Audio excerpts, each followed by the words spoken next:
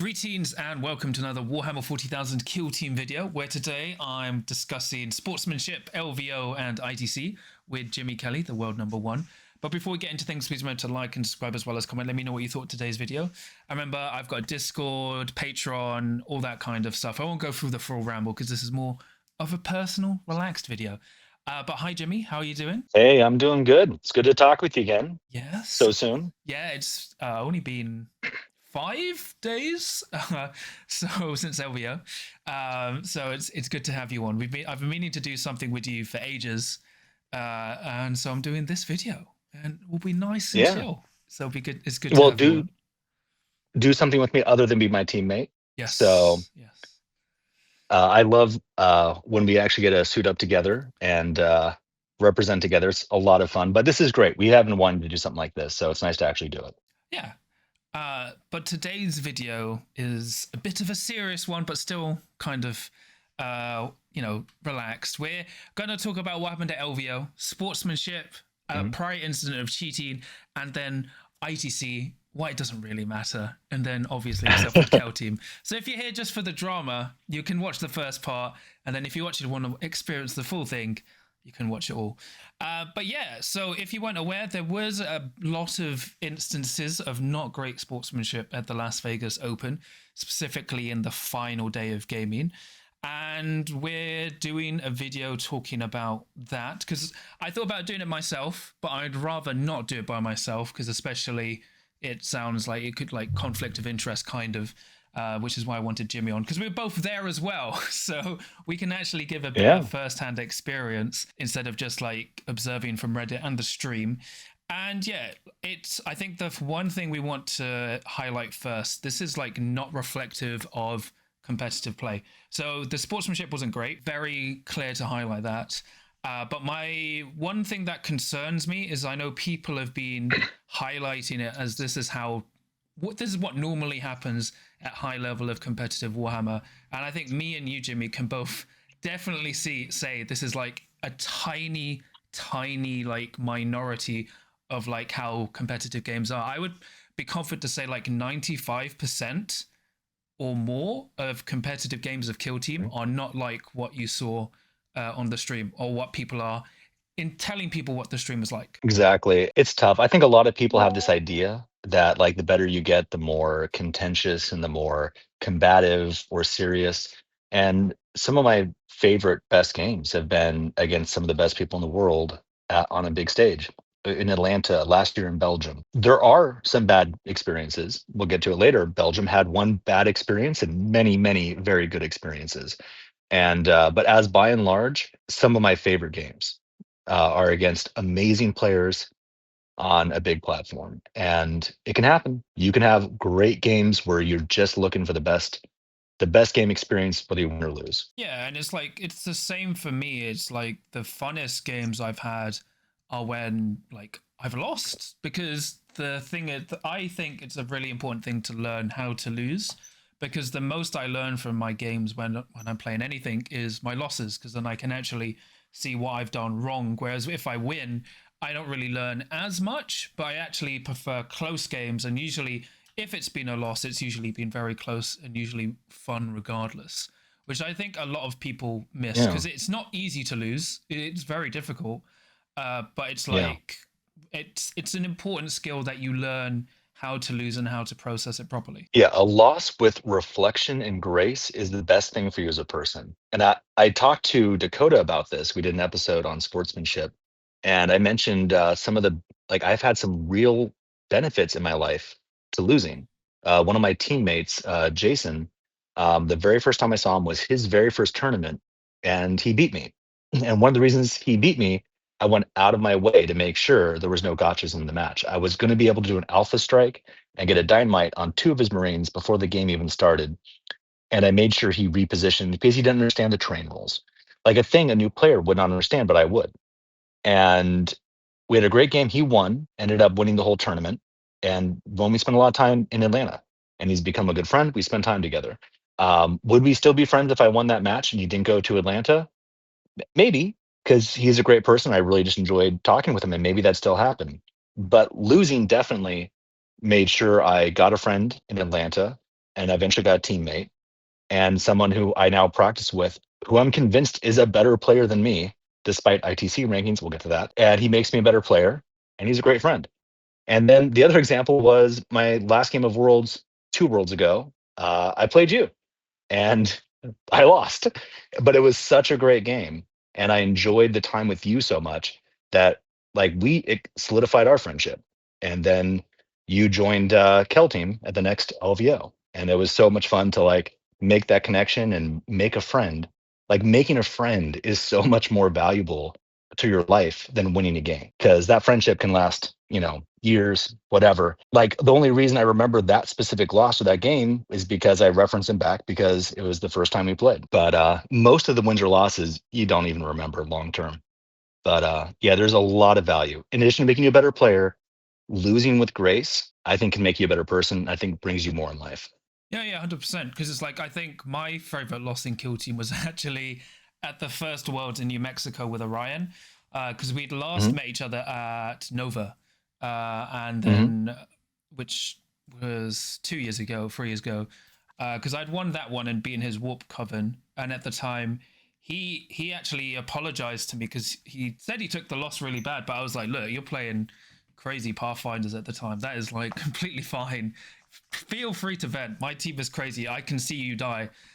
But because of what happened at New Mexico, because of the flight delays, everyone was like waiting at the Starbucks, and I just quickly I walked very briskly to the table and just like said hi quickly to everyone. So I remember because Orion told me, he's like, oh no, he's taking this super seriously. And then he got to the table, was like, okay, this is going to be a tense game. And then once I'd set up, I was just like, okay, cool. All right, I'm using this team. And he's like, oh, okay. And then as we played out, what really shocked him was when he was like, I want to move this Nightmare Hulk cop, but is there a situation like where I just want to make sure he's not visible? And I was like, okay, he's not visible from this angle, but if I come around here, I can see his like hand. So if you angle it this way, you're invisible from this side and that side. And he's like, why are you telling me this? I was like, well, you told me your intent. You wanted him to be not visible, and you can clearly do that. And it was a really fun game. I lost, but it was like really friendly. And now we've been like strong friends since then. So it's like, even though that was a hyper competitive game, it was still very fun and friendly. And all our games have been very close. And no matter who's won or lost, it's just been fun. And these are high level games. Like we played in the final of Nova. We played in round 7 of Nova LVO 2 years ago, and that was basically going to determine who would go through and win. It was like this penultimate game, so it was like it's just clearly reinforcing that to make it clear, this is not how normal competitive Kill Team is. Everyone is super friendly.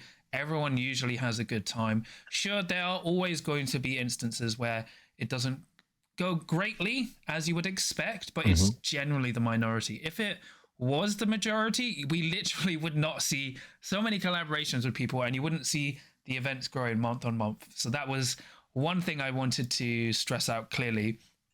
But next, for me, real quick, I think that like solidifies it for me.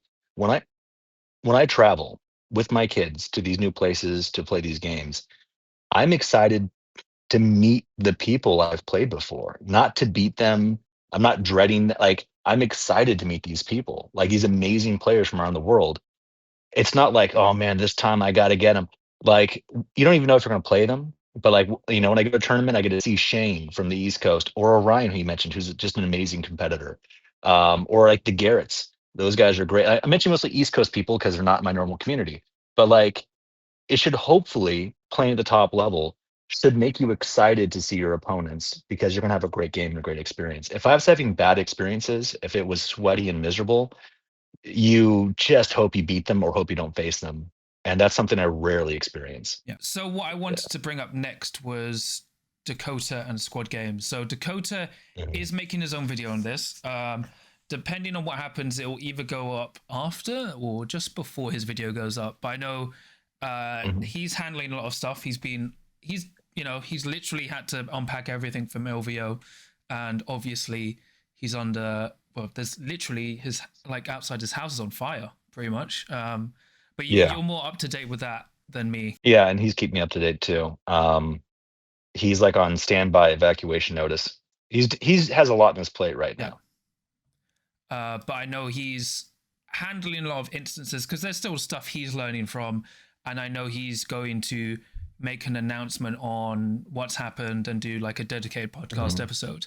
Because I know a lot of people are upset there was not like a media answer, people forgetting that literally he was on his way home from LVO when it was all happening, because it's like a 20-hour drive, Yeah. right, or something. So Oh no, it's like a 5 hour drive, but it was 20 hours between he had the amount he had to pack up and load.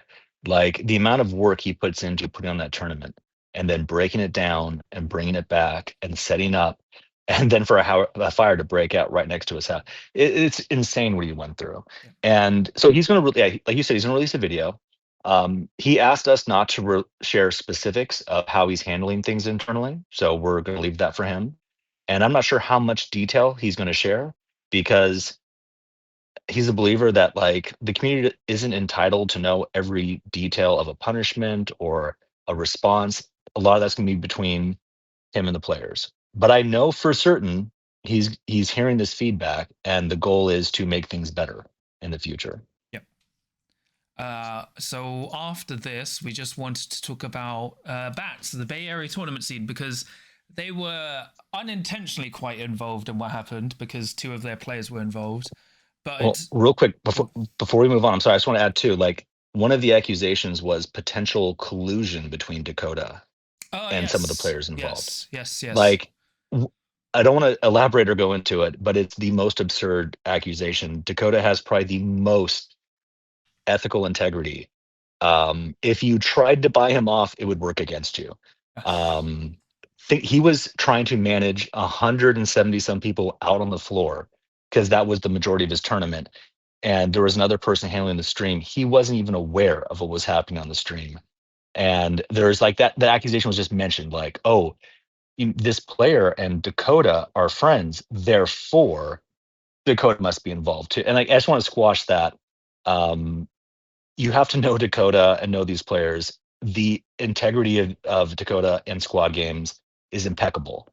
And anyone saying otherwise just is not aware of who these players and who these people are. Oh yeah, 100%, because Dakota was reminding everyone about sportsmanship every day. So he was clear, and if he was aware, I'm sure he would have intervened. And obviously, he'll address 100%. That in his own way. But even like for Worlds, so he stuck with his deathcore, partly because he won with them, but you know he was aware of what teams would be like, and he wanted to stick to his deathcore. So when people are saying like he's potentially corrupt and stuff, it's nonsense, because he's exactly the opposite. Yeah. So. Yes. Sorry for doubling back. I just wanted to express that. It really bothered.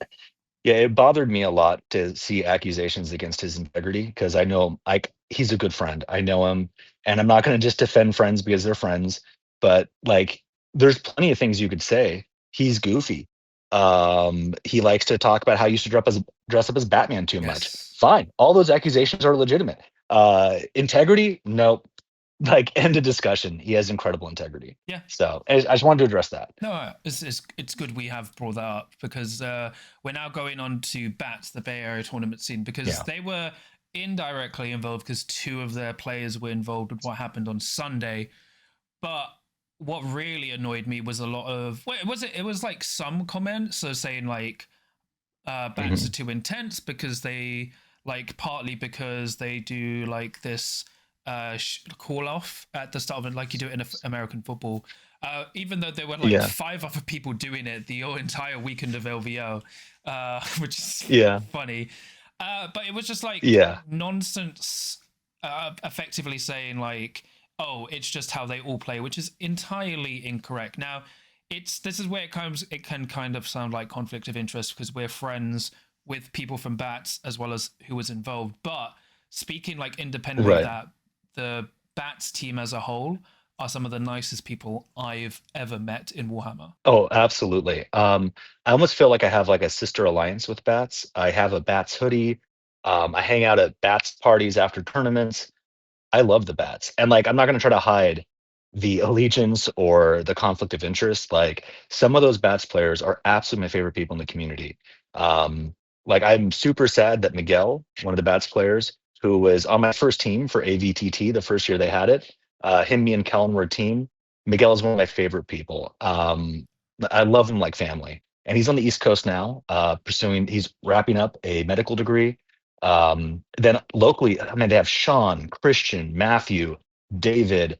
There's so many players on that team. I'm forgetting people. I'm sure. I know I'm forgetting people, but like those players are amazing, and like I genuinely love them. They are kind, and I'm always excited to see them. And it was shocking and weird to see accusations against the team bats. Um, it was bizarre, and I don't understand it. And I think if you said negative things about the team bats, you should feel bad about yourself. Like those are some wonderful people, and they don't deserve any kind of flack or negativity. Yeah, no, I agree completely, and it's just it's part of like the online brigading which did happen, but it was just like it's Hmm. completely weird. It's just like saying if I was on then saying like, oh, everyone, I mean, I don't have a team, but if, like everyone who played on the Can You Roller Crit was like horrible. It's Hmm. just really weird, you know? It's Yeah, just yeah, but I think that was important to clarify just because people were trying to paint everyone like that, which is just entirely wrong, which really annoyed me, partly with like people yeah, hounding for a response, you know. But anyway, yeah. without out of the way, that was most of the important stuff. So we'll get on to game 9. So game 9 was the Hmm. final round where we had Chris on Blades of Cain against Sammy with his Warp Coven. And I think there was, because there was a big thread about it, because people were watching it, saying it was difficult to watch. Now, I'll be honest and upfront, Chris is a good friend, but that game was very difficult to watch.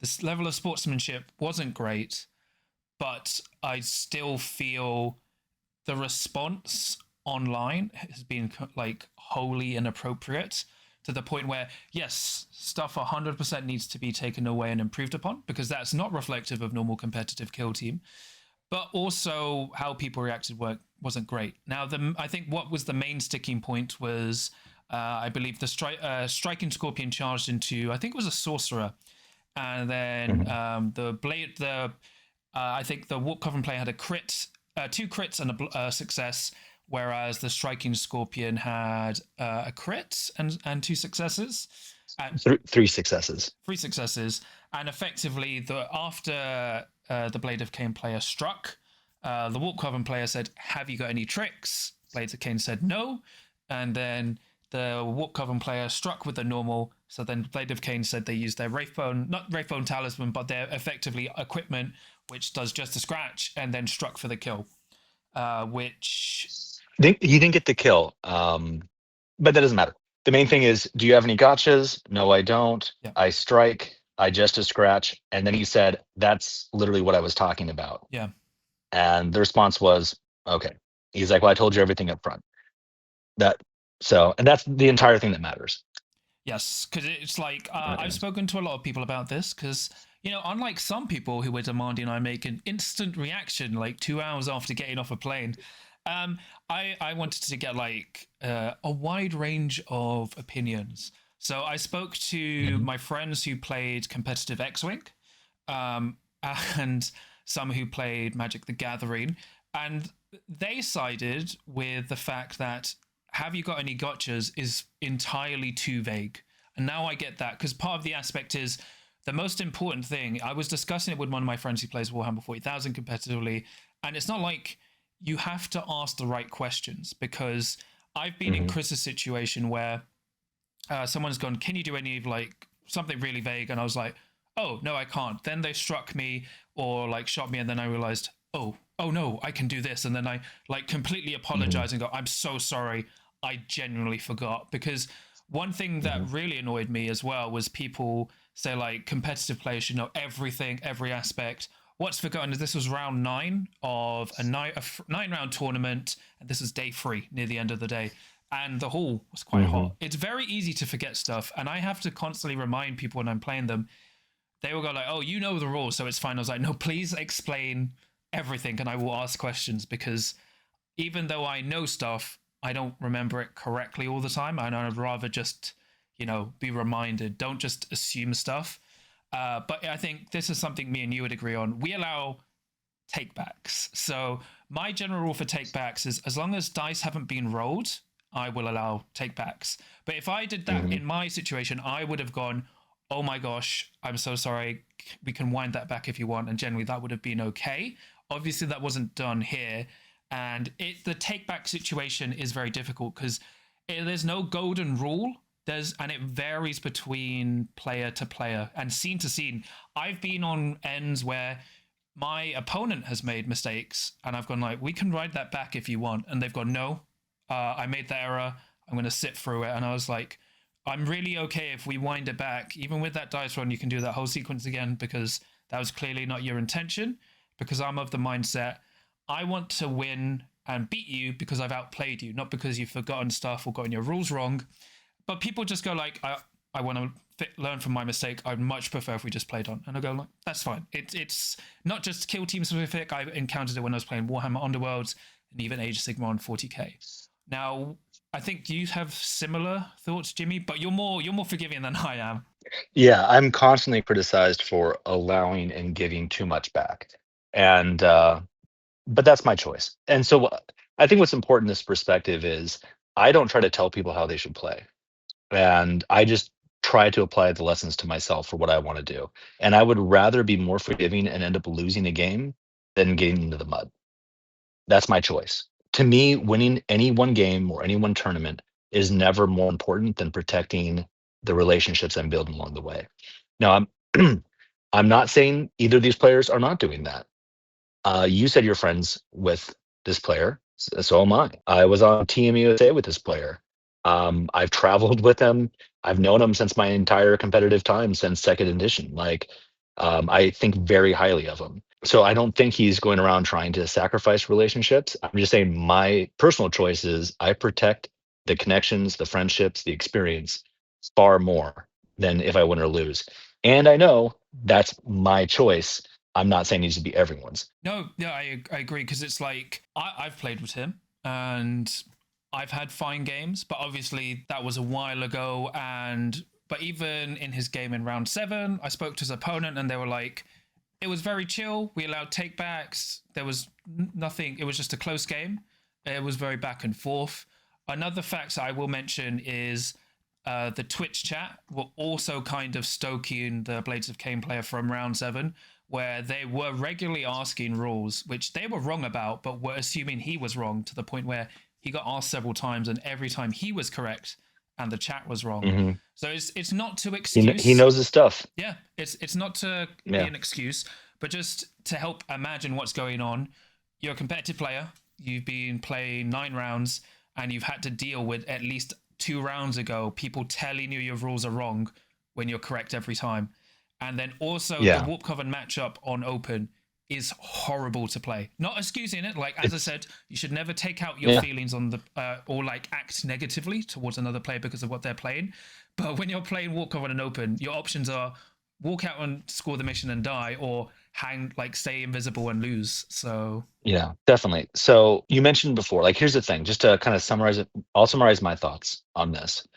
It definitely wasn't cheating. The question was too vague. Like, you can't go to your opponent and say, what could you do next? Right? This is an open game. There's so many options. So you can't ask really vague questions. However, if you get asked a vague question and you give a definitive answer, and then the opponent lets you know right afterwards, hey, I feel like the question I asked was about what you just did, there should be some kind of acknowledgement, because what they're saying is they're expressing they felt like there was dishonesty.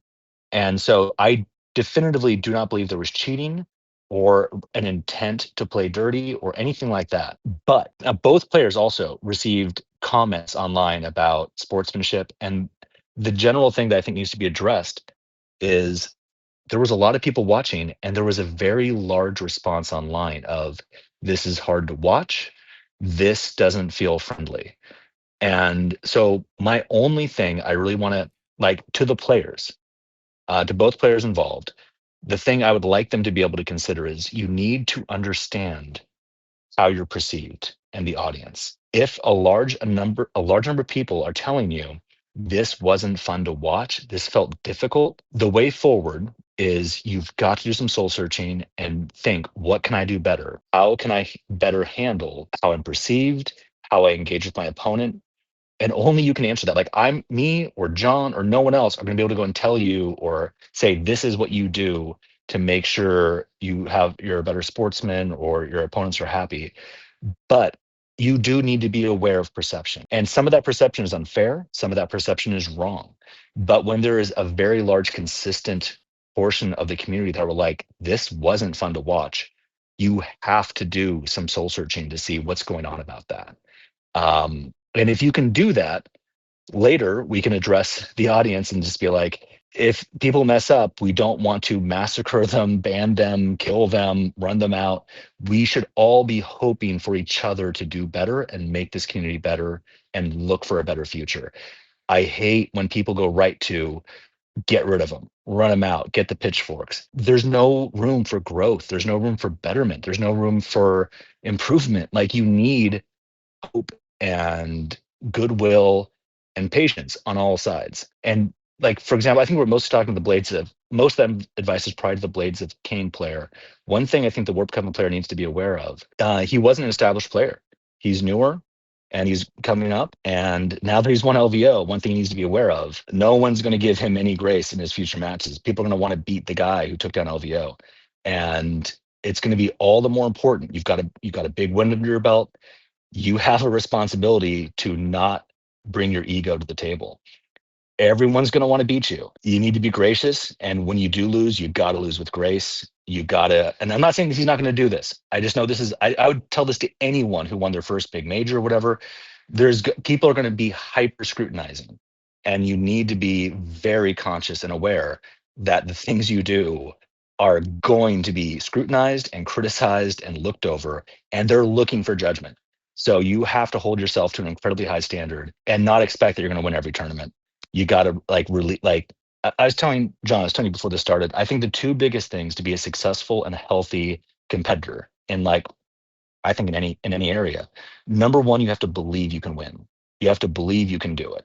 And both these players know they're good and they can win. They got that. One of them got the win. The other one is already a well-established top player. Then after you get that, you have to be okay with losing. If you can't be okay with losing, you implode. You lose your joy. It destroys you. You have to be happy for your opponent when they beat you. You play your best game and you're okay when it doesn't go well. There's going to be tournaments that things go bad. There's going to be tournaments where get close, but you don't quite win it. And you've got to prepare yourself for that, because if you can't accept loss, like I said, I genuinely believe you end up imploding. So that's a special message just a Warp Coven guy. It sounds impersonal. I just made the choice. I don't want to mention names. But yeah, so those were my thoughts to the players. Do you have anything you would like to add to that, or think you could address better, John? No, it's pretty much the same. So, because I've done a lot of YouTube videos and podcasts on sportsmanship, and it's basically the same way. I've stopped going to tournaments with the intention to win, because when I did, I found it eventually got very toxic, because when you don't win, you internalize the losses worse, which I started to experience at LVO. But thankfully, I had all my friends around me to help steer me around, because otherwise you just go down this horrible spiral. And even when I lose, what I do is I take a few seconds or even a minute to compose myself. I always shake my opponent's hand immediately after, compose myself, then I'll go talk about the game. Because I think it's okay, even if you don't want to talk. If you just want to take some time, I think that's fine. I think the problem is people think when they lose, they have to be I have to be happy, gracious. I mean, you can be happy, that's great. But do what you feel is healthy. It's if you feel like you can't engage with someone, just go that was a good game. I've just taken this loss. I just need some time to compose myself. And everyone would just go, cool, that's fine. And I think if that's the way you approach to it, that's best for you. John, are you okay if I share my observations or the things I've noticed about you as a player over the last couple years? Cool. Okay, cool. So a couple years ago, I don't know if it was 2 or 3 years ago, I started for the first time in person at LVO, and there was nothing bad. There was nothing wrong. It wasn't like you came in, I'm like, oh my God, this guy's such a huge dick. But you were very serious. You were very kind of solemn. You were focused. And each game was it felt stressful, or you were there for a purpose. And I think at some point after then, you made a very intentional effort to make the community and joy the focus. And now every time I see you at an event, huge smile, like the people around you are smiling. You're engaging people in this, like it's very clear there's like this shift and you're doing better. Like I feel like you become a better, so it's not like giving up the intention and the focus, I don't think took away from your competitive side. I feel like you've become a better competitor, but also it's very clear the driving thing when I see you in an event is this guy who has a lot of joy, who makes his opponents and the people around him happy they got to have a game with them. So I've noticed a huge improvement over the last couple of years, and it's something I've enjoyed so much that I pestered you to play with me because I enjoy you as a friend, and I'm like, this is the kind of guy I want to play with. I've noticed that about you, and I just want to let you know that I appreciate it, and I see how you've evolved as a player. Oh no, I appreciate that a lot because it's I get it a lot from my gaming club. So it's what I base most of my gaming morals and morals in general off of, called Hate. So their name is the Hackney Area Tabletop Enthusiasts. So they do sound, they're full of I never knew hate, where that came from. Okay, I but love that. I didn't know. they're actually full of love. They are the most. A lot of them look Yeah. like skinheads, but they are the most nicest punk rock people you could ever meet. They will drink you under the table. We've infiltrated Games Workshop heavily. There's a hate member everywhere. But their main thing is like they always go like, "Oh, did you get the best award?" Which is best sports. So that's always why I've tried to go award, because they're like, "Oh, you won, that's nice. Oh, you got best sports, amazing, great. You won the important award," which is like what I try to go off of. But I think that's the I thing love we that. want to I unite love that. about. It's like Yeah. people have their bad days, and I agree. I don't think people, especially when it is just bad sportsmanship. And to highlight again, neither player had an issue with what happened. Neither player thought they needed to escalate Yeah. to a judge. Under the code of conduct for the tournament, technically, what happened with the Blades of Cain player did break the rules as per the code of conduct. But as we said, Dakota's going to handle that himself. Yeah, yeah. And by the way, if that had happened in my game, I don't know if I would have called a TO. Yeah. I don't know. It's tough. I've heard different responses from different people. I guess it doesn't matter how I would have responded. I really feel like the main thing it comes down to is when you're in this situation, first of all, the attack and the vitriol you receive is so overwhelming that you're just like, you feel smothered. And I'm sure the only thing you want is just like someone to defend you, someone to tell you that you're a good person or you don't mean mean ill. Yeah. And I will say that, like, this person brings a lot of good both of these people bring good to the community. I think highly of both of these players. The only thing that I advise them, just to repeat this, you got to look inward when there's a general response that things seem toxic or things seem heavy or too sweaty. Do that reflection, see what you can do to do better. And I genuinely believe, I've seen it, I've experienced it. When people dig deep and they're like, I'm going to do better, people embrace it. Like, would you agree with that, John? Yeah, 100%. And it's just like, look, even in my like local events, we've had players who, get quite invested and take a loss badly, and but at the end of the day, we've spoken to them, or they have the self-reflection and go like, I'm really sorry I acted that way. It was just an outburst. I've done it. Lots of other players have done it. And Yeah. we didn't just go like, oh, you're never allowed. It's like, look, this game can get No. emotional. You're like invested in the game. It can happen, but you've cleared it. Yeah. It's fine. We're going to move on from this. It's like, it's not like one of the players suddenly launched across the table and started like fisticuffs. Like if that happened, of course, Right. 100% banned. Yeah. But it was just Or if someone ran to the bathroom to try to flush a loaded dice down the toilet that happened Yeah, at one of the exactly. 40K tournaments. I know. Like, no. This is 100% the perfect example of learn from this and do better. This is in no ways an example of I don't cheating or like Yeah. ban this guy or run him out of here. I believe the community is better for both of these players. And if we ran these players out of the community for what they did, either like, because like there's much more criticism to Blades of Cain. Also, I think partially because people know him more. He's more prominent. But there was criticism towards both. If either one of these players dropped out of the community because of this kind of vitriol they received, I think the community is worse because of it. Yeah.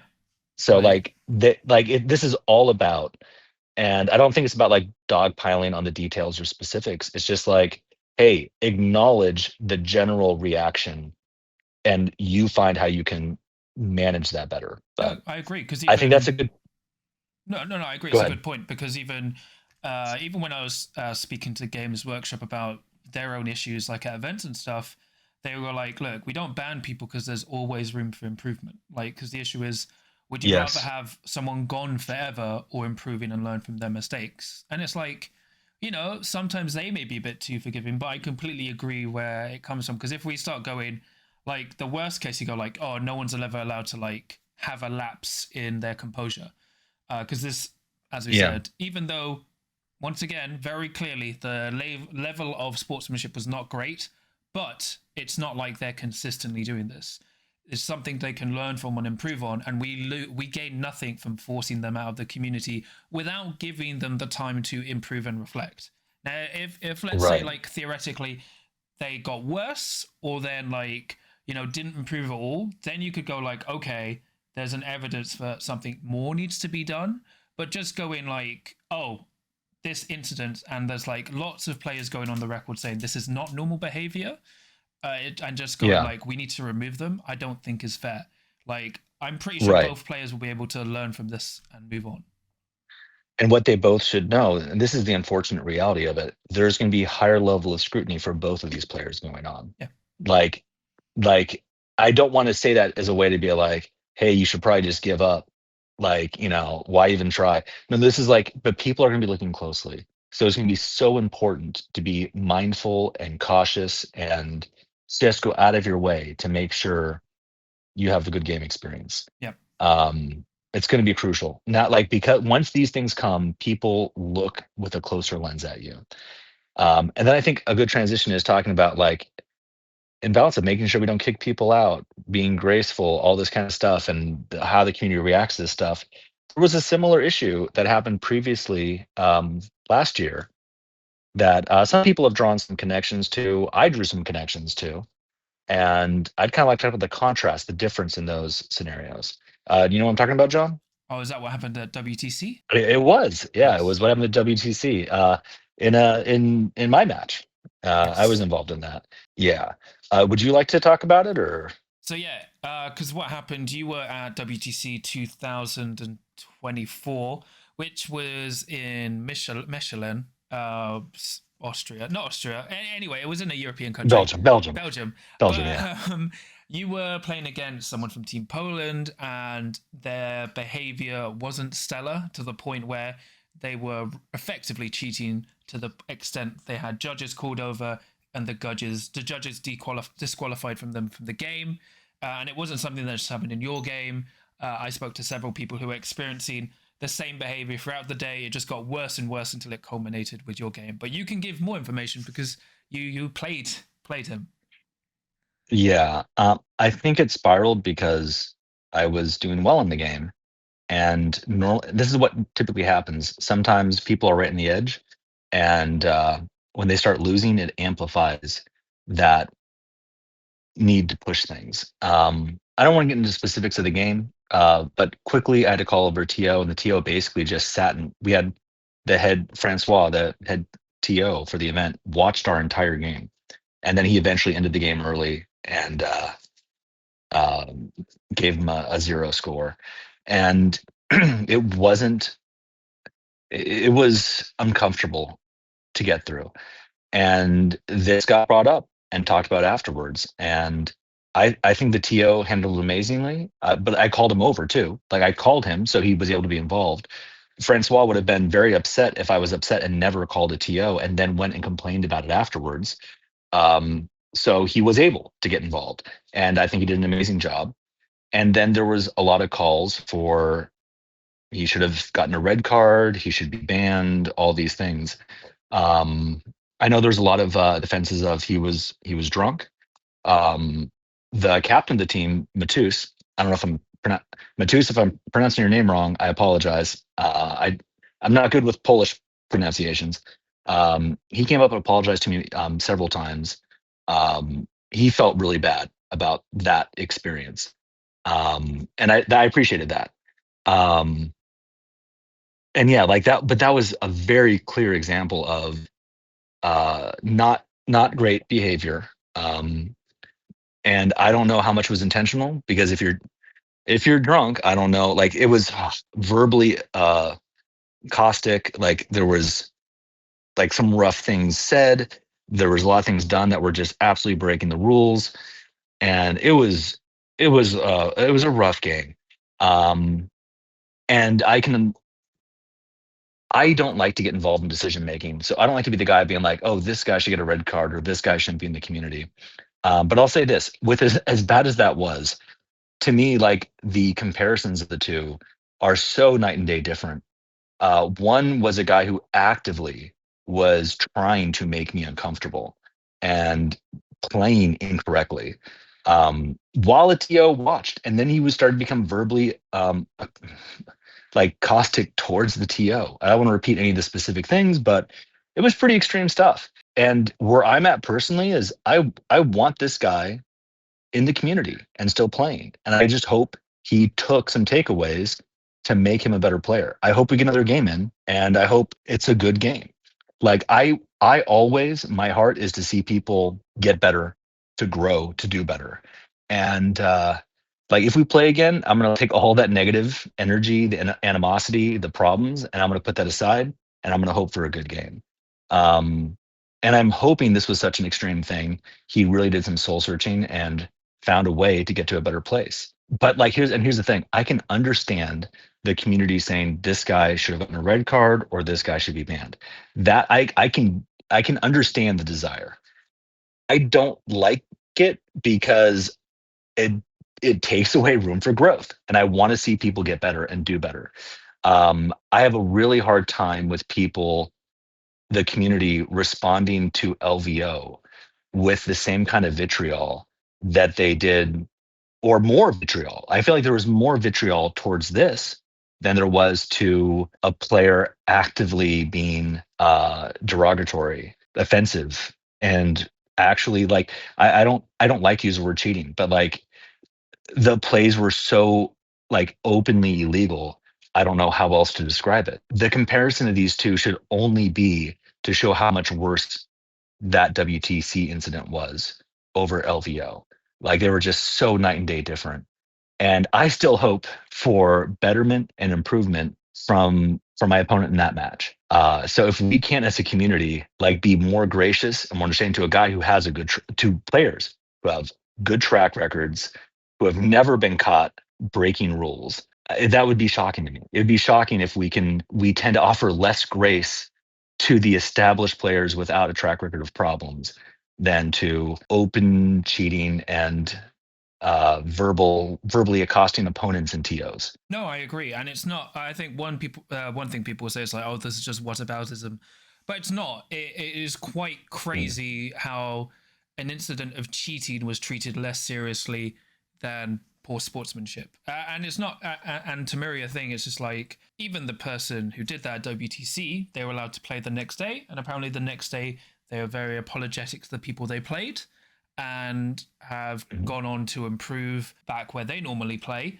So if that can happen, I think there is room for growth. And when I speak to my friend Rob from The Honest Wargamer, he is very much of like, look, if you've cheated or you've done something bad, but then you're very open about it and you're open for that ability to learn and improve, then yeah, you're allowed back in to show that, you want to be better.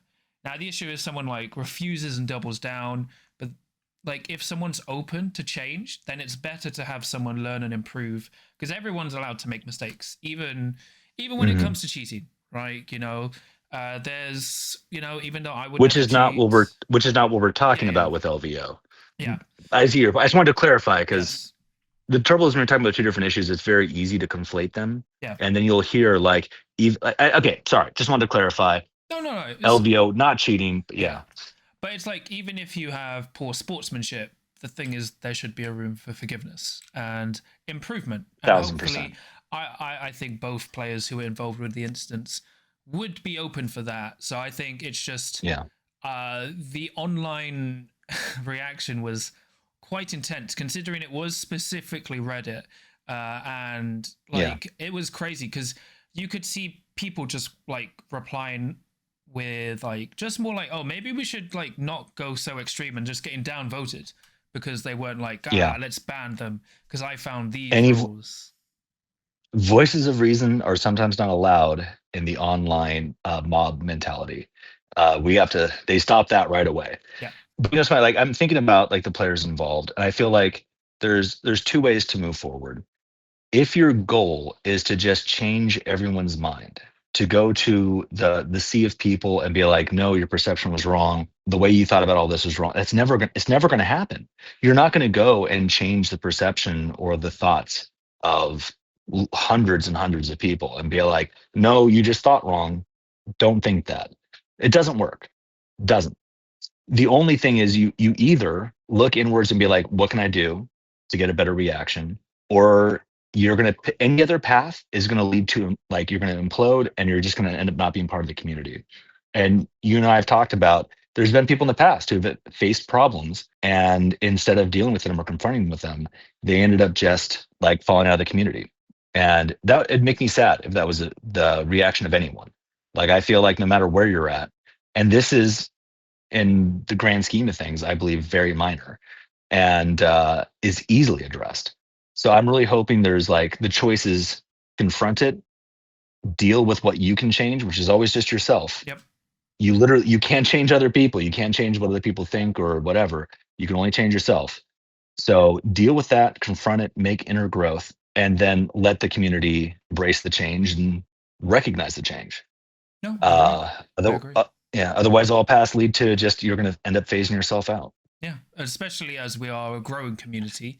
So we should still allow that room for growth. Now, I think the only other thing we need to touch on is just Game 8, because that was the one you were involved with. Because I know a lot of focus was on Game 9, but Game 8 also wasn't great. But it has not... It has, like, people are aware of it, but it hasn't reached the same level of notoriety as Game 9 did. But you were involved in that partly, so I think it's better if you explain it instead of me. Yeah. Oh man, I feel like I've been involved in too many controversies. Maybe you're the problem. Maybe I'm a lightning. Maybe I'm the problem. I got to do. I've done some soul searching about Game 8. Game 8 was rough, and it's with a player I know, I practice with. Like, been to my home, been to my shop. Like, we get games in, we play. It's tough, and man, there's just such a fine line to balance of, if you think your opponent's doing something they shouldn't be doing, you should call a TO. But I've played so many games, so many top games. The number of times TOs get called, it's pretty minimal. I can mostly get through a game without ever calling a TO. And if you do, it's like once, maybe twice, if there's a couple really close moves. When TOs are called over and over and over and over and over again, it starts to get draining. And unfortunately, at one point during the game, I got emotional, and it was just, I felt like I was in a place where I literally wasn't able to make a move without it being challenged. And I don't really want to get into a lot of specifics because unfortunately I haven't talked to the player directly, but it was tough. And I felt like there wasn't a path to make a move without going through a dense level of scrutiny. And I know his heart was not in the place of just being contentious. It was just in, things aren't going well. And it was like every time there was a move, it's like, well, let's measure, let's remeasure, let's get a judge to measure. What about this? What about the cover? What about obscuring? What about like, and it's tough. So I think you got to like, as a player, I think it's really important to make sure you're not trying to use, you don't want to be too much of a obstinate opponent. And like, there's some opponents I meant, like I call them obstinate opponents, where just anything you want to do, they say no. All right, I'm going to make this move. I don't think you can make it. So you measure it, you remeasure it. All right, you can make it. Fine. I'm going to take the shot over here. I don't think you got that shot. Get out the laser line, measure, call someone. And like, it's like there are so many times I'll let an opponent get a thing, like, just because if it's really close, it's not even worth bringing out TO. Sometimes you do, but like, you can't play a game where every action, every shot, every thing is bring the TO out, bring the rules, like, bring the measuring stick. Like, you got to measure. I'm not saying don't ever measure, don't like play real loose, but at that top level, it doesn't happen a lot. And when it starts happening a lot, the way it feels is you literally can't play. It's like you're not able to just make your moves and play the game. And then you're spending 80% of the time on just back and forth, bringing over the judge again. And like, there's just so much stuff, and it gets difficult. And I think there needs to be some more clarity on use of the time clock too. The way the time clock was used felt rough. And once again, I don't want to go into specifics because I feel like I need to talk to the player directly and have a conversation because I care for him as a person and I want him to do. I want things to get better. I've helped him practice to help him get better. Like I've actively been working with him to try to do what I could to make him a better player. And I want to see that. And I don't want him to see this and take this as me hating on him, upset with him, or but the game was hard to get through. And I did get emotional because I felt like I literally couldn't do anything. I wasn't able to complete a turn. So it was tense and it was tough. And I'm gonna try to take away what I can to do better. And then I want to have a conversation with him about how we get through these games without being too obstinate, which is a fine line. And it's there's no clear, easy answer. When you contest, when you call over a TO, I just know the general rule of thumb. Like my thought is once or twice in a game, totally happens. You start calling over a judge 8, 10 times, it's too much. Something's wrong. Something's going off. If that makes sense. No, 100%. Because there's the things, because I have to deal with this kind of stuff at work. So I've got quite a long history of dealing with it. Because, like, firstly, chess clocks obviously are a contentious issue. But generally, if they're used properly, there should be no issue. The issue is when people do try to manipulate it. And the issue is if you're not familiar with chess clocks, weaponizing it or manipulating it can be quite difficult because you won't be able to recognize it. And in those instances, if you're unsure, in general, not to you, Jimmy, but in general, always escalate it to the TO because it's usually defined in the pack, and then the TO will be able to go like, what they're doing is incorrect.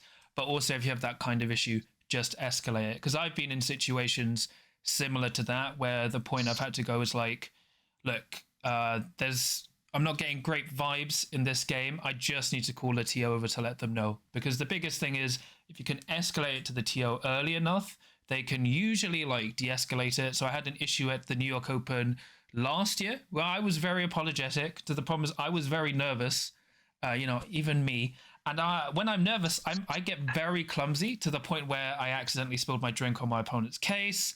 I accidentally blinded him with my line laser. And he was like getting really worked up, accusing me of cheating and stuff. Called over the TOs and they were able to like break it down. And, it does happen. And, still managed to finish the game. My opponent was still very upset. But because I had I recognized to call the TOs early. But importantly, they had also asked me, well, they told everyone, like, if you do have any issues, just escalate to us. And they, it does come down to your TO because not every TO will be able to handle it well. And that's why it's always tough for TOs, right. Which is why I get very annoyed when people try to witch hunt TOs because TOs are amazing people. But if you have an issue like that in general, I'd always highly recommend escalating to the TOs. What you just said, by the way, I want to piggyback on this. I always defend TOs. Yes. You should too. The community should too. They make the community. We would not have a community without TOs. Be gracious to the TOs. Don't be quick to jump on judgments. Be gracious to the TOs. They're the lifeblood of the community, 100%. Yeah. Also, by the way, it sounds like that game sounds like an episode of Mr. Bean. Like you spilled your drink on him, you blinded with that. It was. So I shouldn't be laughing. That just sounds. No, it was like because Travis was like, "Really, John? You did all of this?" And I was like, "Look, yeah, I know it seems like it's all intentional, but it's generally by accident. I am like really nervous about the Commando matchup." And he was just like. He's like, John, I believe you. Oh my gosh. It's so bad. And I was like, I know, it looks so bad. Okay. When this is over, you got to tell me who this happened to. Yeah, I'm very curious. It's fine. Oh, yeah. It's being a cheater, so it's fine. Oh my gosh. Now, by the way, if you are subscribed to John's Patreon, maybe he'll release who this is on the Patreon. I know. So if you want the tea. Yeah. So much tea. So now I'm not saying it will be. But you just go ahead and subscribe to his Patreon, and maybe it will be. But when this is over, I want the tea. Yeah. That's hilarious. But okay, I think that's a good summary of Game 8 because it's just like it's not going. Oh, look, another bad incident of competitive Kell Team. I was just highlighting when the sportsmanship goes awry and how it can be learned on. Because this is not just a video to like The goal of this video is not to like call people out. It's to highlight Right, how right. normal competitive Kill Team actually is and how people can learn from mistakes. 1,000%. Yeah. Absolutely. Because I think we've covered everything now. Because moving forwards, we've pretty much covered the same thing. I think generally we should allow these players room to improve and learn from what happened. Because as I said, this is just a blip. This is not how they normally act. Remember, it was a very tense situation. It was the finale of LVO, and even in Game 8, that was near the end of LVO. Depending on where people finished, anything was possible because it didn't matter if you had one loss, you could still win the event. So it was like anyone's game. So it's not like there was a contribution of things that made it more abnormal because it was the end of the season. But those were just two blips. Like, because in general, competitive Kill Team is amazing and you'll have a lot of fun. Everyone is super friendly and you'll have a good time. That's why events keep growing and growing. That's why, if you watch my videos a lot, I'm very open about why I travel to events. It's not really to play. I mean, obviously it's to play. It's not to win. It's to play and with all my American friends or friends I've made overseas. So if everyone was really and to get all those ITC points. I fucking love ITC points. But take them, get them. Yeah, but that's all with the drama. So if you were just concerned about the drama, it's about an hour long. I'm sorry, it's a longer video, but that's it for the drama. Because once again, to summarize, obviously there was lots of bad sportsmanship, but I think it's stuff people can learn and improve from, and nothing that needs removal from the community. And once again, Dakota will be addressing this all himself. And once his video's up, if I post this before his video, I'll put in the episode description and as a pinned comment. If not, I'll still do it because it'd be after. I think that's fair. And now we can move on to ITC, because if you don't remember, Jimmy's number 1 in ITC, and I'm number 3. I'm number 1 for the UK. So we're here to talk to you about why ITC does not matter, despite being ITC champions effectively. So I think absolutely. Now that I'm sure everyone's clicked off. Yeah. This is for all the cool people. So an hour in for the cool people. Only the cool people are left now. Yeah. So all the people that just like the gossip, they're all gone. No, it felt amazing. The accomplishment to get number 1 was incredible. But I was talking to Carlos and Ace about this in Atlanta. I've talked a lot. I talked to you about it. Getting number 1 or ITC means so much less than I think people think it does. There's so many players that I think are better than me, and there's so many players that could have won number 1. But I think you have to be good enough to get up in the top, and then the distinguishing things that make the difference between first place to 10th place to 20th place. Like I think everyone in the top 20 are amazing players. Getting that number 1 is all about privilege. Can you travel and go to more tournaments? And it's about your geographic location. Like how close are you to the big tournaments? I'm close to Vegas, and that has a lot. It's easier for me to get to Tacoma, and I have the ability to travel a little bit more. I travel with my kids, and we go to these tournaments. We still have to do well at them, but like we're able to get to them. Whereas someone from like South America, I've met some amazing, great players from Chile, from Argentina, just incredible players. They are building up their community, but until they have consistent like 100-player tournaments, they don't have a shot at number 1. So while it feels amazing, and if like I love the accomplishment, it was amazing to receive. I'm so happy with you for getting number 3. That both of us are on the podiumed with it. But I just think there has to be some acknowledgement from the people that do well that there's a lot of people in the community that are amazing players, and if they can't travel, if they aren't close to the big tournaments, you'll never hear about them. You'll never see their names. So I just think like adding that balance, like fun accomplishment, but there's tons of people out there that are just insane, great, or just great people and great players, and they live in the wrong region or they can't take the time off work. Yeah, and I guess that's all I have to say to balance it out. No, yeah, what do you think, John? I agree, because it's like I was chatting with a good friend from New York, and she was vehemently agree ITC points don't matter. I agree they don't matter, even though I've been chasing them, because it's literally about can you play at the most largest events. Now, currently in the UK, I'm very lucky because Kill Team has grown up quite a lot here. So now we're regularly having 60 to 40 player events like almost every month, which is great for me to farm ITC points, as well as having 4 or more rounds. Because if you aren't aware, you get more points from a tournament the more players it has and the more rounds it has, as well as if it has an undefeated player. So you can get more from a 6-round tournament with like 30 players than you can at a 48 player tournament with 4 rounds, because the 6th round will have an undefeated winner. So just how it works. But I'm always of the mindset there's always someone better than you out there. Like, at least when it comes to competition. And the thing is, I remember when I was... But not me though, Sean, right? No one's better than me. Exactly. No one's better than you. You're number one. Okay, good. Okay, thank you. When I'm all playing right, I was worried. stuff, when I'm playing at Worlds and stuff, people go like, oh, outside of these 2 people, you've got an easy pod. And I'm like, no, that doesn't... Look, ITC points mean nothing. Like, these people, as you said, can be the best in their scene. And while it may be like, oh, maybe they haven't seen stuff because they have a limited scene, I, on the flip hand, may not be aware of what they've learned because of their more limited scene. So you can't go into games going, oh, my ITC point is higher than yours, I've won this entire pod. Or like, oh, this is your first game at a tournament, I've won. Because it can, you still lose. And it has happened to me, mainly in Warhammer Underworlds, but it can happen like in any game system. And it was interesting. I was speaking to Mike Brandt from Games Workshop, and it was just like talking about tournaments, and he's like, look, it's not about who the best player is to win. Who's the best player? It's like, who's the best player for that event, because it will change every event you're at. I mean, like, there's always going to be consistency, like there's always going to be good players, but the person who wins, they could have the better pathing system. The dice could favor them more, even though dice aren't everything, but also they could have like, you know, a more relaxed trip. Maybe they got more sleep, so they're more ready and prepared, they're more well and rested, they're feeling more confident about themselves. There's so many other factors.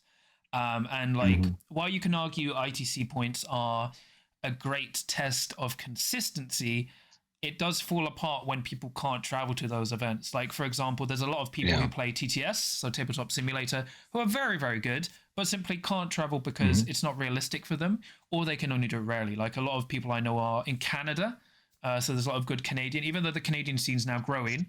There's a lot of people. Yeah, I have a question for you. I haven't been on TTS in a while. Is Micromancer still a player on TTS? Micromancer, that's what I was thinking about. Yeah, him. He still plays. Yeah, he's amazing. He's absolutely insane. I've been thinking about funding that guy. Like, I got to get some money so he can just like travel to a tournament. Yeah. Because I want to see him in person. But yeah, if you play on TTS, you know Micromancer is the man. Like, that guy is insane at what he does. And I don't know if he's ever shown up to a live tournament. Yeah, but it's that kind of thing where just because someone doesn't have that ITC record doesn't mean they're the best. It just means they've been able to go to events regularly. Like, a big thing this year was in 40K. There was a player who I won't mention who was consistently number 1 for like the majority of the ITC season, despite never winning an event. Now, it's not to say they were bad. They just placed in the top 8 consistently and were going to multiple large events. So it kind of showed the floor of ITC. Now, eventually they didn't end up in the top 3 because the other competitive players... The bigger scores came at the end. Yes, they won more events, but they actually won events. Even though this player did win an event, but they actually oddly got their first place cut for like the majority of the year, as I said, from placing anywhere from 4th to 8th place.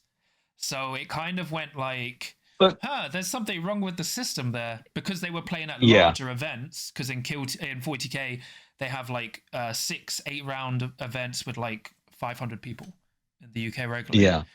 So now you see, I think there's something. I think there's something about consistency too.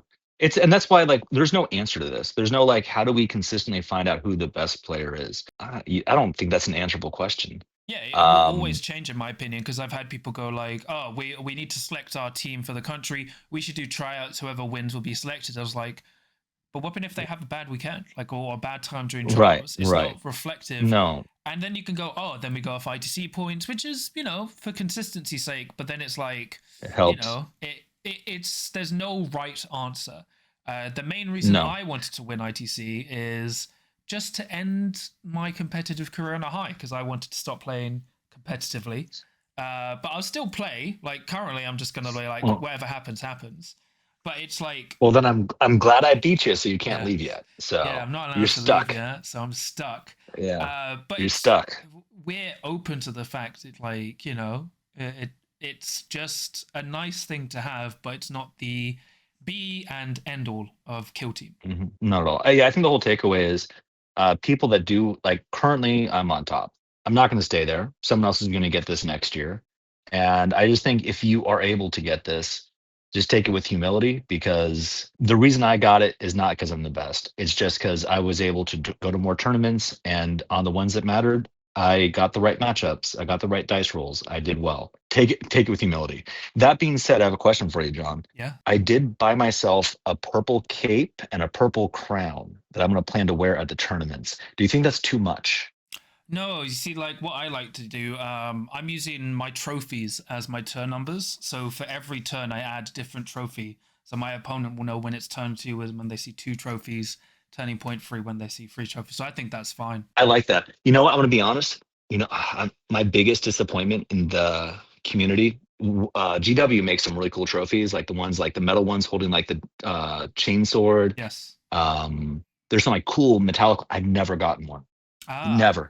I have the ball. And yeah, I give me one of your trophies, John. I want a cool trophy. I've gotten some good trophies, but I haven't. The best trophy I got was from winning Kill Scream. I got this wrestling belt. Oh, sick. There's a photo of me on my Instagram holding Brandon Beaton's sword. It's actually my sword. I'm letting him keep it for a little bit. It's mine now. And wearing this wrestling belt, and it was the coolest. I have it mounted on my wall at my shop. It's so cool. But I've never got one of the cool metal trophies. And one of my local players, not on my team, his name's Aiden, an amazing hobbyist. He won a hobby track trophy. Like that, I don't even know. It's something because he's just an insane painter. And his trophy was this super cool metallic, him in a big, awesome case. And our trophies are cool, John. Like they're cool. Yeah. They're light up. They're like acrylic. It made me very happy. And then I took a photo with Aiden, and Aiden's holding this like just cool metal trophy, and I was like, meh, sad. Like I want. So I guess that's my next goal. Is not ITC. I just want to get one of those metal. I'm gonna have to go to like probably a GW event in England. I guess I don't know. I got to get one of those chainsword or I'm just one of those cool metal trophies. I'm only missing from that set a bronze trophy. So I've told the Warhammer World team I need to try and come third place at one of their events. Third. So then I have the gold, That's so silver, funny. And bronze. Yeah. But I think those you're are gonna the throw the ones. last round just to get the third. Yeah, it's just like those are, yeah. I'm sorry, John, you've won again. It's like, damn it. Failed. Yeah. The last round, like, yeah, John, why are you throwing all your models out in the open? Like, I've got a plan. Don't worry about it. And they're like, oh shucks, I got third. Yes. Aha! I got all the trophies. Selection complete. Well, anyways, so yeah, I'll try not to let go to my head. I think I was gonna get a scepter. I think that's too far, right? Yeah, scepter would be too far. Only Ratman could pull off the scepter. Ratman's the coolest. That guy, I'm gonna steal his coat. I've been announcing this, and I hope he hears it because it's gonna happen. Next Worlds, if he ever leaves his coat unattended, it's my coat. I'm not gonna borrow it. It's mine. I'm stealing his coat. He's got too much Riz, and I want it. I want to take it. So I'm coming for you, Ratman. But he'll probably show up with a scepter now. He's gonna show up with a scepter, and I can't pull it off. If I bring a scepter, people are gonna be like, "Look at this egomaniac." Yeah, if I do he's totally full of himself. So I can't do it. So. Okay, fair. Well, fair. actually, this is a random tangent, but I joked to Ryan. When I was wearing the suit, not this year, but last year, we took a photo together, and have you watched the Daredevil Netflix show? Yeah. So I just started shouting. We took a photo, and then I was like, "What have you done to my Vanessa?" Because I literally look like Kingpin with hair. So it's fine. That's I love it. It was a good. But so ITC doesn't matter. It's just a nice thing to have. No one really takes it that seriously. It's just like a checkbox thing. But the other important thing is Kell Team. Because Kell Team is I'm a crucial part of Kell Team, a foundational support who comes in at the last second to give some more foundation. Yeah, no, I think I'm far more proud of I started Kell Team with my kids and Kellen, like my friend who I practiced with, and my kids. And the whole reason I started Kell Team was just so I could travel and make memories with my kids, never expecting for me to do well or us to do well. And my son ended up number 8 in the world, my oldest son, Joshua. And man, he's like improved so much as a player. It's been amazing to see that happen. My other kids have formed great friendships. They're doing amazing. I love to see their involvement. And I think they're going to just eventually do the same thing, the same rise to just becoming top players. But to start a group that has grown to other friends. Like I mentioned, Jason. We have you. I don't want to go. I can't start listing everyone because if I don't list someone, it's gonna be bad. But like, for us to have come together, and the thing I started with my kids to end up being number one team in the world is so humbling and amazing. That meant far more to me than the individual first. And there's a little story I want to share about that because it's funny. 2 years ago at LVO, another local SoCal player came up to me and he's like, I think there's a lot of talent here in SoCal. And I think if we come together and we form a competitive team, we can eventually go and beat Spain and beat the top teams. I think we can do it. We just need to organize. And I told him, I was like, dude, I started the team with my kids. Like, we wear purple because that was Joshua's favorite color when he was younger. And I mean, I guess still is. It's become kind of our family color. But I was like, dude, that Kell team is my family. It's my kids. Like, I can't leave just to try to do something better. And I never thought we actually would. I never thought we'd actually become a top team. And the fact that 2 years later we got the number one team in the world is truly amazing. And I am incredibly grateful that you got to be part of it. No, You've become a good friend. Yeah, you've become a good friend, and I've really valued just getting to know you. And we share information about the game and the meta. Not secret information. If anyone's thinking, there's no. Anyways, but I've really valued your friendship and having you part of our team. Like, because for me, being part of my team isn't about the sweaty competitive side. It's literally like the heart of it has always been a thing I've done with my kids. Like, it's an excuse to travel, to get to new cities, and while we're there, we play a game, and it's something I like to share with people I call my friends. Yeah, no, I think it's amazing, and I'm very happy you've let me be a part of Kell Team. Much to, as I said, GW chagrin at LVO, but no, it's an amazing thing, and like that's the thing I wanted to highlight because there's so many good teams. So like we've got, Yeah. especially in America. So you've got the Spain one, which is MR3Q. They have nice pink and Hmm. black shirts. That's the Spanish team. Obviously, we've got Kell Yeah. Team. Then you've got Bats, the Bay Area tournament scene. You've got Plasma Spam, the OGs. You've got the Did, Brooklyn Rats. There's so many cool teams out there. did you mention cats? Oh yeah, there are Cats. Is that the There's cats Canadian? and bats. No, they're the Pacific Northwest. Oh, okay. Also, some of my favorite people. Cats. Vox Cascadia is a podcast put on by Chuck and Tyler. Uh, Really just awesome guys. They do a lot of work to make sure their community is incredibly inclusive. And they just really have great positive vibes in their community. I think they ended up number three for teams in the Oh, US. nice. They host Kill Scream. Their community is big and pushing for like the Tacoma Open, stuff like that. They're all the Pacific Northwest people. Brandon Bean is at least, I think he might be starting his own team, but he's been part of Cats. I'm pretty sure. We, yeah. Anyways, Brandon's amazing.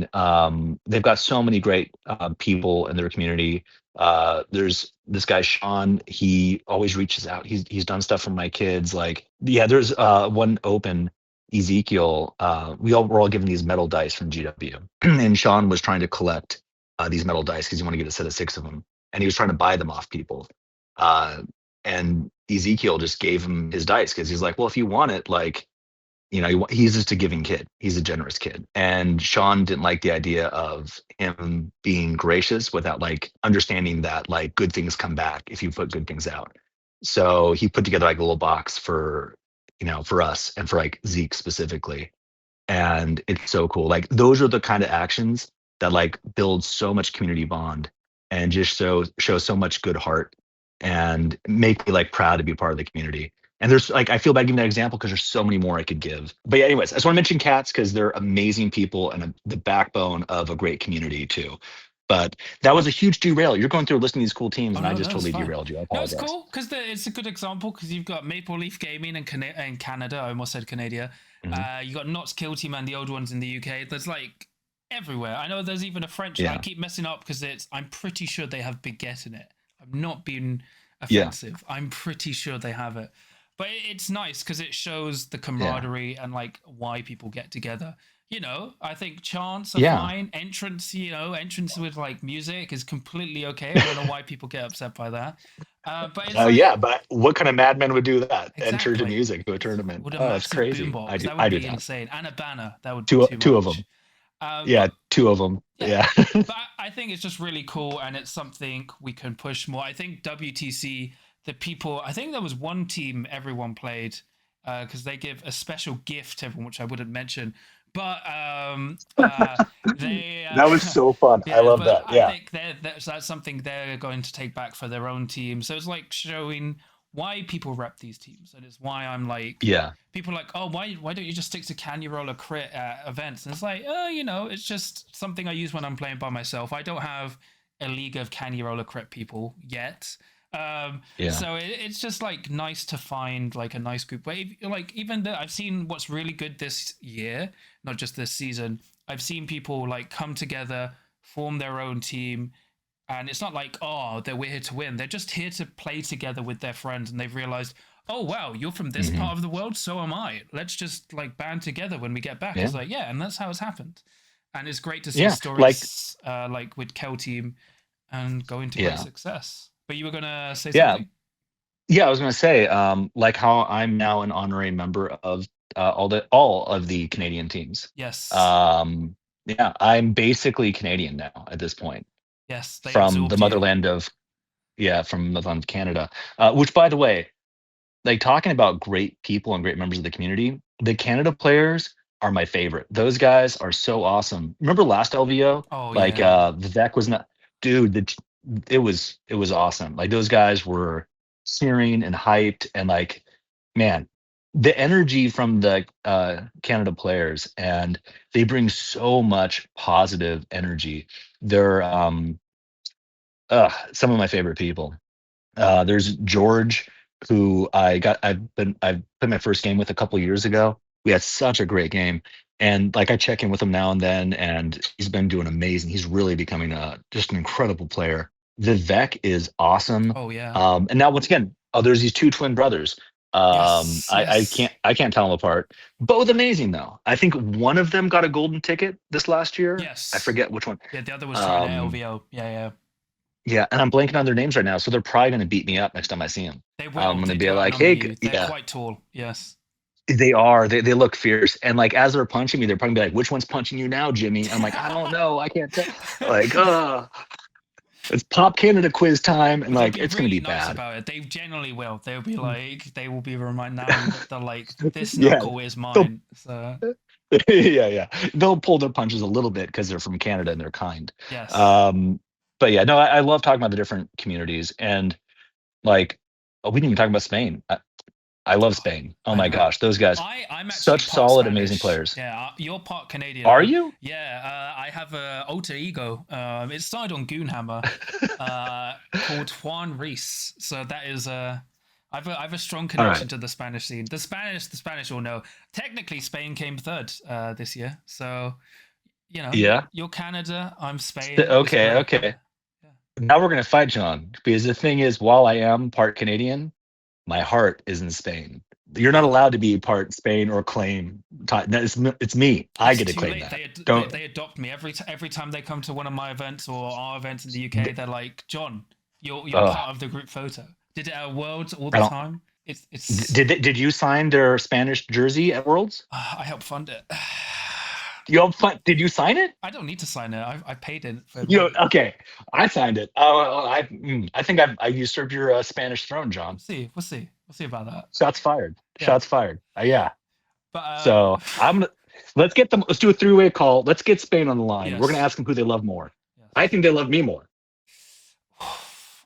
I don't like breaking people's hearts, so I agree with you. So yeah, wrapping everything up, what happened at LVO was just a poor lapse of sportsmanship. It wasn't cheating, but it wasn't great behavior. And more importantly, it's not reflective of normal competitive kill team.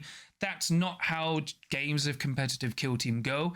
If they were, and that's how games were happening all the time, we wouldn't see month on month growth every month, and LVO wouldn't have gone from 135 players to 180.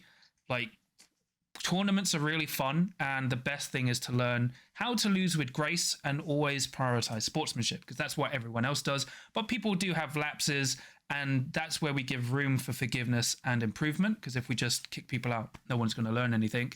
And ITC points, they're just a number. At the end of the day, what you should take away is making sure you and your opponent have had a good time. And like my friend Rob from the Honest Wargamer, his phrasing is, I go to a tournament, like I'm not going to have like 6 great games. I'm going to make 6 new friends. Like that's, going in with that. Now, I'm not saying you have to go, you're going to be my friend now, like, like the cable guy. Not like that. Just be nice, be friendly. Yeah. Don't be creepy. Now I'm like meandering now, but that's the important thing. And, I love ITC it. points don't really matter, and teams are great. Now, teams don't have to be competitive. They can be friends, family, just people you play with. And it's like, even in London, around the world, I've seen people band together just to have like a nice just group to go up and have a laugh with. Because even if you lose, you can like have a laugh and like add more people and just have a really good time. Because at the end of the day, the more kinder we are to each other, the better experience we have. And that's why Kell Team has grown so much, because we're such a positive community, which is what I wanted to reinforce today with Jimmy, the world #1, the best person at Kell Team.